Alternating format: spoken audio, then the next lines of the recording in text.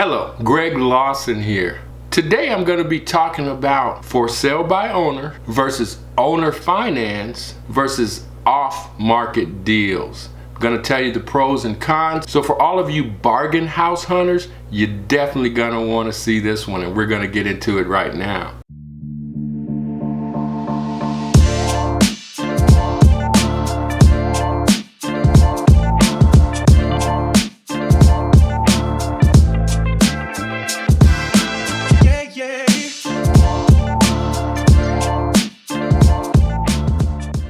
Okay, so there's a lot of people that don't deal with realtors sometimes, and then there's people who don't deal with banks. There's people who are always bargain shopping, looking for that good deal. You don't want to get the same deal that everybody else gets. You want to find a better deal.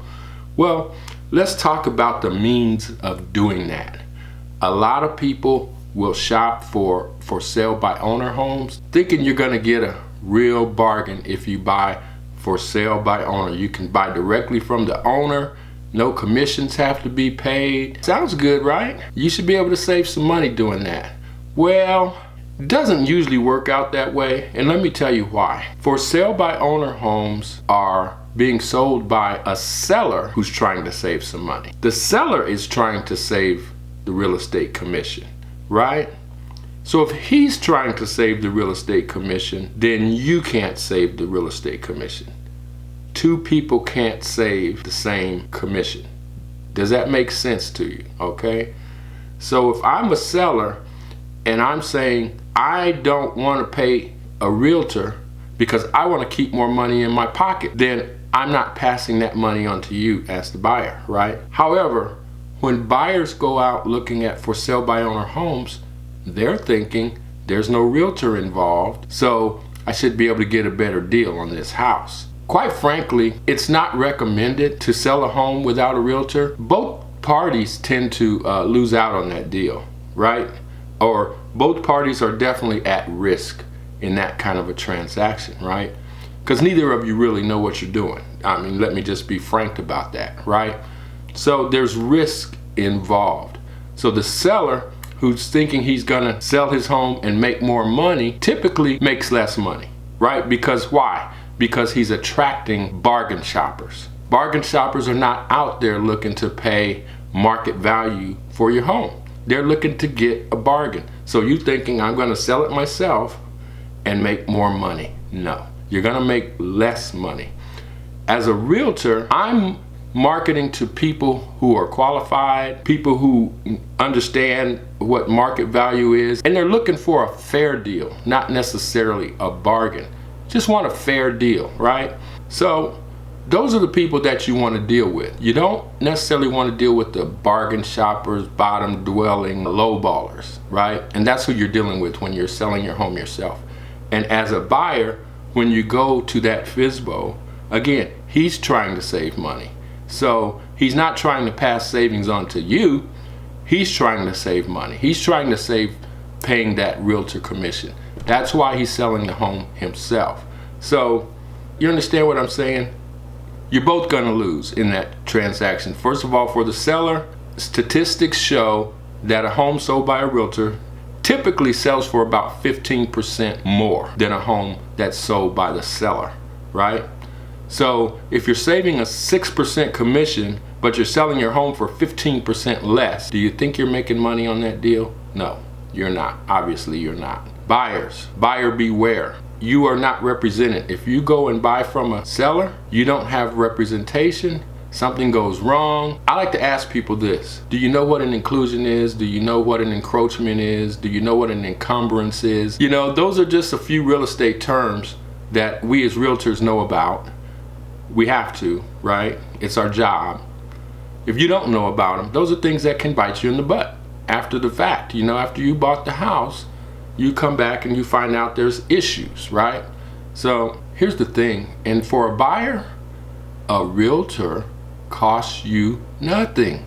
I always tell people this. It doesn't make sense to go in without professional representation when that representation doesn't cost you anything. Would you go into court without an attorney when the attorney was free?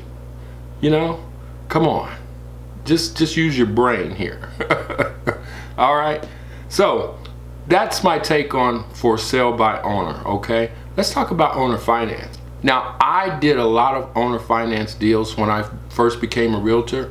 Seems like I had a hard time trying to find qualified buyers to let me represent them, and so I started looking for the guys who weren't qualified and working out deals for them, you know, with owners who were willing to carry the note.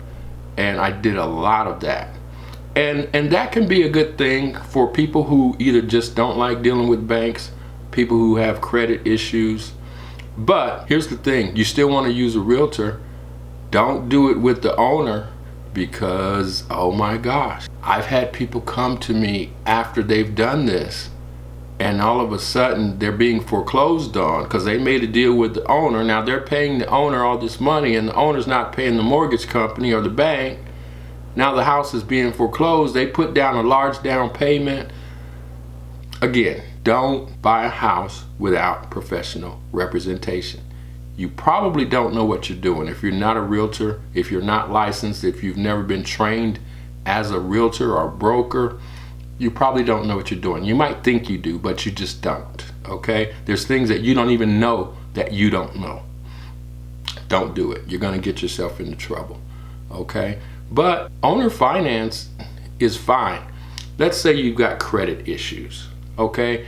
Your credit's not terrible. Maybe it's gonna take you a few years to clear things up. So you get an owner finance home, it gets you into a home, you can start building equity. You know, just you're a homeowner.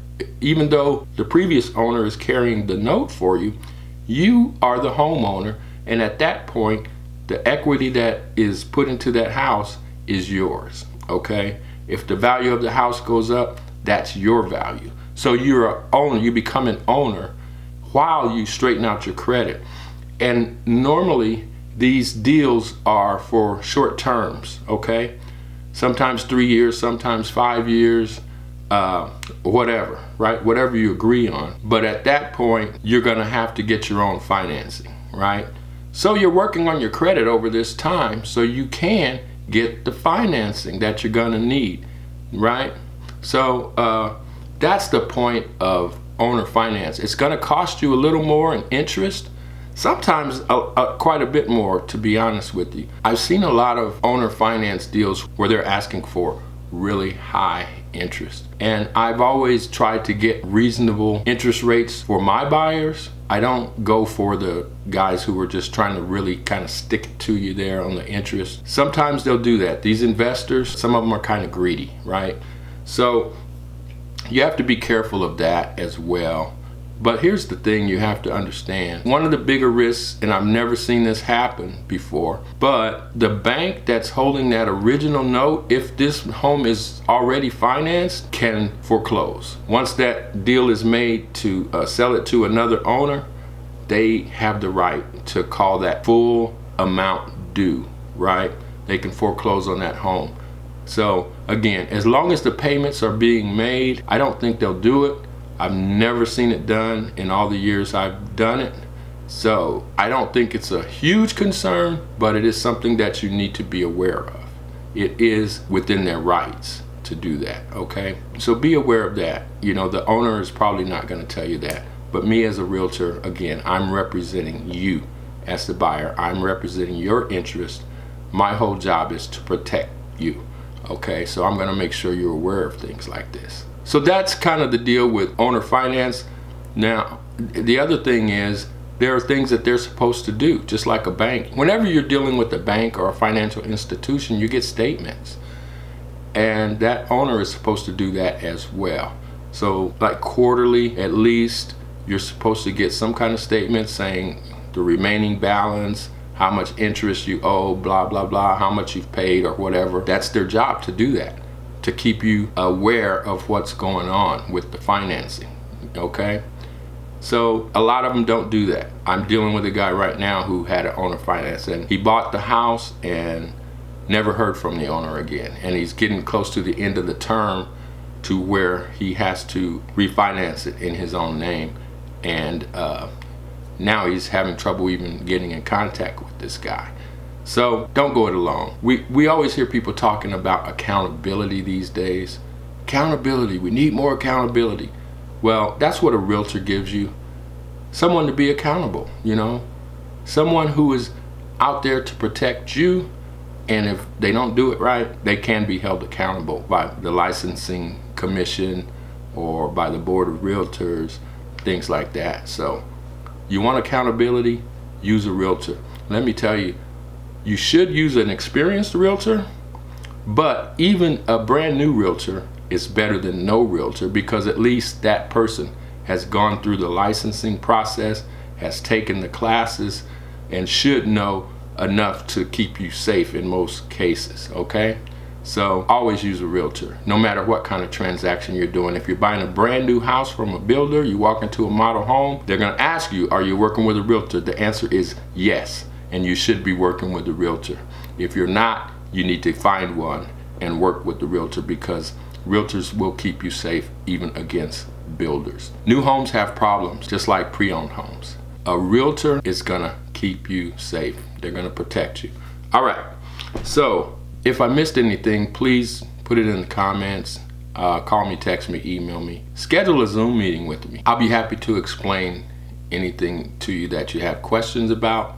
So next we're gonna talk about off-market deals. Now that's another way to get a bargain. If you can find off-market deals, and oftentimes realtors will have these deals because the investors will come to the realtors, you know, because they know the realtors have buyers or sellers, depending on what they're looking for. They have the people that they can make these deals with, so they come to the realtors. So go to an experienced realtor. He'll probably have investors that have some off-market properties that they're trying to sell.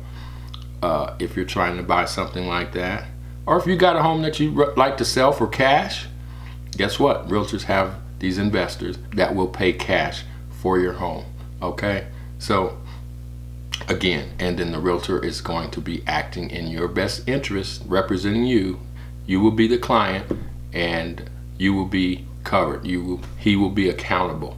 All right, so that's the whole thing. When you're talking off-market deals, oftentimes these are going to be cash deals. Oftentimes these are going to be properties that are going to need some work, but you can usually get a really good deal on it. But be careful, because you have to kind of do some math on it and see how much money it's going to take to fix this property up and to get it in livable condition. If they're selling you a home that's going to be worth $200,000 when it's fixed up, and they're selling it to you for $175,000, but it's going to take $50,000 to fix it up, then that's not a good deal, right?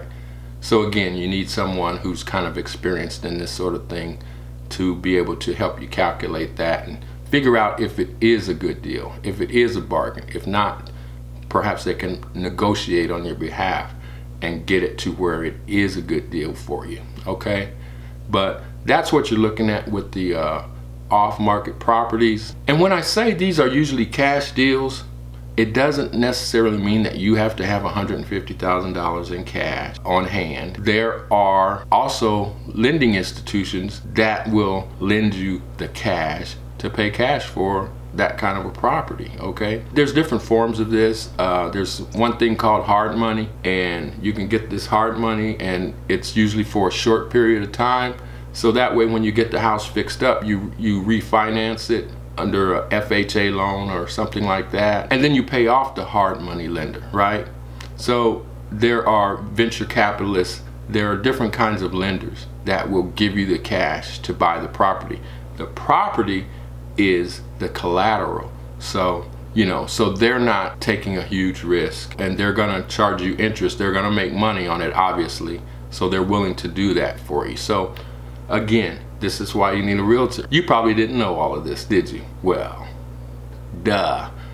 This is what I get paid to know, okay? So that's pretty much my spiel for today. Again, please subscribe to my channel. Also, if you have more questions, call me, text me. You know, you can schedule a Zoom meeting with me. My contact information is always in the comments below my videos. So please reach out. Also, feel free to comment on this video, share the video, and I really would do appreciate it. And subscribe to my channel, all right? Okay, so y'all have a good day. That's gonna be my video for now. Take care.